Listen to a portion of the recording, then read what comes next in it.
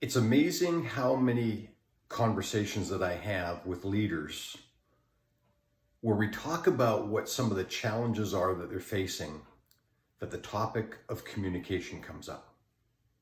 Communication, such a basic thing, and yet over and over, we talk about how challenging it is to get people to communicate effectively. I would suggest that a large part of it has to do with how we communicate, how we have conversations, the way we approach it.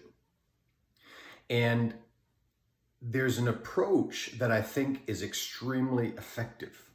Now, communication really comes down to, I'll call it time and place. Place is, do we have the opportunity to communicate? Often we just don't have the kinds and quantity and quality of meetings, yes, meetings, that we need to have.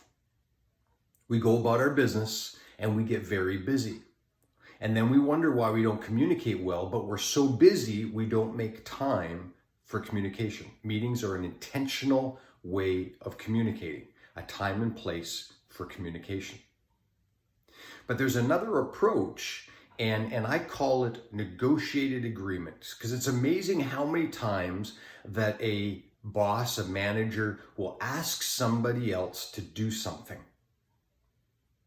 And then they're frustrated that the person doesn't do what they were asked to do.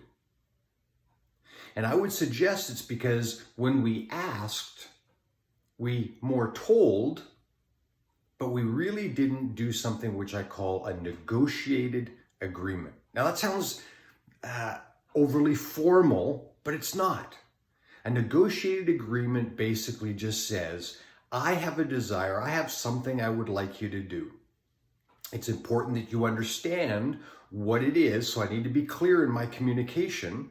I need to help them understand why it is important, but then I also need to get buy-in. And that buy-in involves where they understand what I'm asking and they agree and commit to doing what they say they will do. Not only agreeing, but setting a time frame around what they're going to do. So let me give you an example, because one of the most classic examples of this is a story that Stephen Covey tells about his son and taking care of their lawn at home.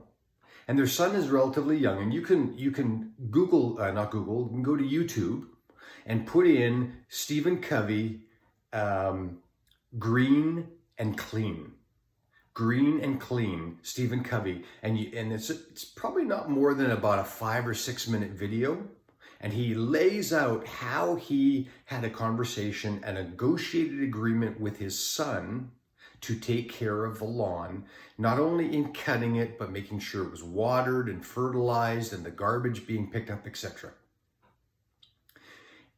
Because often what we do as leaders is we lay out our expectations and then we chase people. We police them. We don't have an agreement that we can hold them accountable to because they never bought into it in the first place. Instead, we chase them and then we get frustrated because they're not doing what we asked them to do. And this happens over and over in our stores. Whether it's the office not getting the paperwork the way it's needed to be because the salespeople feel like they need to go after the next customer. They don't have time to complete the paperwork, get all of the steps for finance.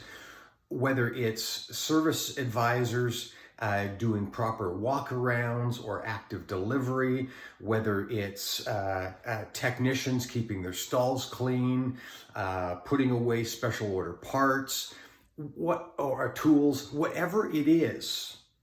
We need to have a conversation where we explain what it is that we're hoping to achieve. That we ask the other person whether they understand and whether they're willing to commit to it.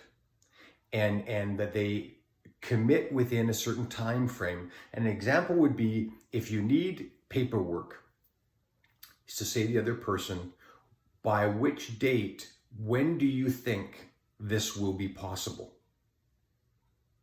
Put it in their court. It's like giving them the baton. Get them to accept the baton, to take up the baton so they can run the next leg of the race and bring it back to you. Negotiated agreements.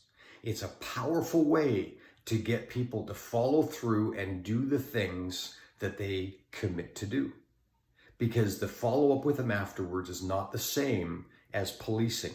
It doesn't create the same frustration and pressure where we're trying to force them to do what we want them to do. We get them to accept and do it willingly. And so the challenge that you have is don't chase them, don't police them, but get them to agree. And once they agree, then it becomes a not knowing, not doing, or not caring issue. Because if they don't follow through, you can talk to them about what they agreed to do. But in the meantime, they will be motivated more so because they agreed to it. They will feel a lot more ownership and responsibility to follow through with that item. Anyway, try that. Negotiated agreements. Involve the other person in the conversation. Get them to commit and then follow through and hold them accountable to the things that they committed to.